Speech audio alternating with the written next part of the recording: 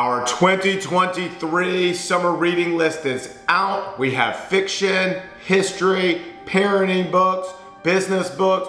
We've got something for just about everyone, some fantastic reads. At the end of these books, you're gonna say, man, I'm so glad I read that book. I'm John Henderson with the Conservative Book Society, promoting good books and conservative ideas. Let's get to it.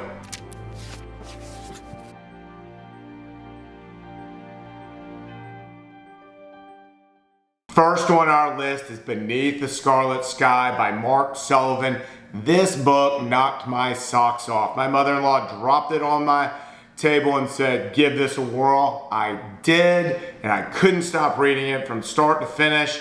And it is a story about a young man growing up during the Second World War in Italy and his interactions with the good guys and the bad guys, and what it was like living as a young person during those horrible days.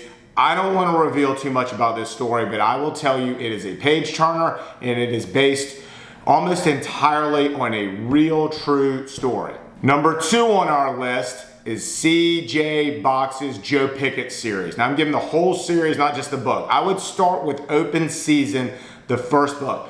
All the Joe Pickett series by C.J. Box features game warden Joe Pickett out west in Wyoming. The scenery is remarkable that C.J. Box describes, all the little intricacies of living out west. But really, it's that Joe Pickett is a really ordinary guy. He is just like you and me. He is living his life, only he is fighting crime. He is standing up to bad guys, people who are not very good, and he is just fighting crime. All these books are page turners. You can't put them down once you start. Number 3 on our list is Meg Meeker. She has 2 books that all parents must read. The first is Strong Fathers, Strong Daughters. The second is Boys Should Be Boys. Meg Meeker understands the relationship between parents and children better than anyone on the planet. If you want to be a better parent, you must read her books. She is full of advice. She's a doctor. She's also analyzes all the statistics and gives us really practical stories and advice that'll stay with you and encourage you, as many of you, like me, are kind of in the throes of raising children, wanting to know how we can do that the best we can every single day. Meg Meeker has a lot of the answers. Number 4 on our list is Peggy Noonan's When Character Was King. A lot of you know that I really like Peggy Noonan. She, of course, was a speechwriter for Ronald Reagan, and she wrote this book as a dedicated or memorializing her relationship with Ronald Reagan and pointing out what strong character he had. If you want a summer reading book that handles politics, and not in the nasty sort of political way, but reading about a man who had high character, who held the office of president, and no scandals around him, no derogatory language. He stood above all of that kind of stuff and showed us what true leadership is like. Peggy Noonan nails it in her book, When Character Was King. Number 5 on our list is The Emerald Mile. This book is great for a lot of reasons. It deals with nature, describing the Grand Canyon. It deals with the river guide life.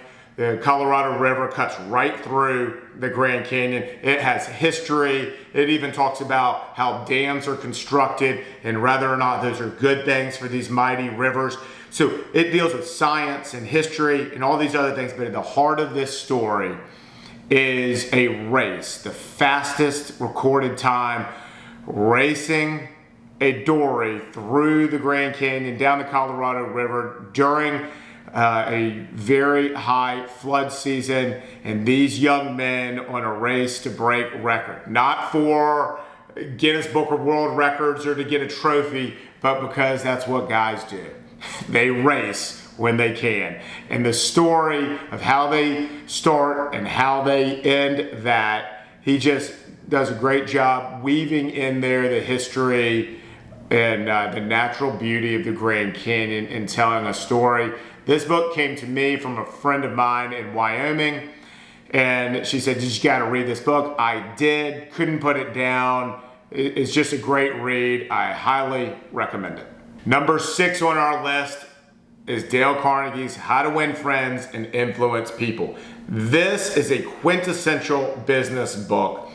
In the age of technology, social media, and in the wake of COVID, there is no better book on the planet for folks who own businesses and really just interact with other people in positions of authority and leadership, and people who want to be in positions of authority and leadership.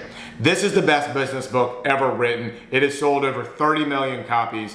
Dale Carnegie tells you very common sense things that can make a huge difference in the way that you're able to sell your products, interact with other people, and really how you can be a better person by putting a lot of effort into other people. That it's sort of a giver's gain mentality to this book. The more you put into other people, the more you're going to get out of other people. You have to truly get rid of your ego and be devoted to helping other people and interacting with other people and making those stories about them in order for you to succeed at your business and in life.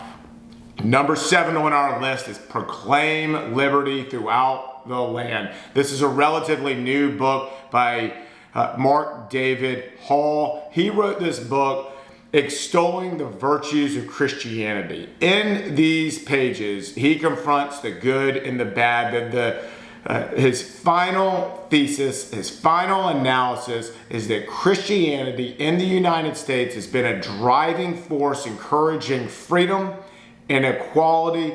No other institution, no other group of people have done as much to try to promote freedom and equality for all people. Number 8 on our list is Matthew McConaughey's Green Lights. Matthew McConaughey has spent his life learning how to tell good stories, and he delivers in this book. It inspires readers. He tells good stories, but really is jam-packed full of wisdom that he has learned in his first 50 years of life. He shares that with people. The premise is he started by looking at his old diaries, his old journals and notes, and reflecting on his life. When he turned 50, turned that into a book, and he does a fantastic job of entertaining. You know, the root of it is like, what wisdom has he gained that he would share with his children, but also he would share with the world about how to get more green lights when you're driving down the road of life.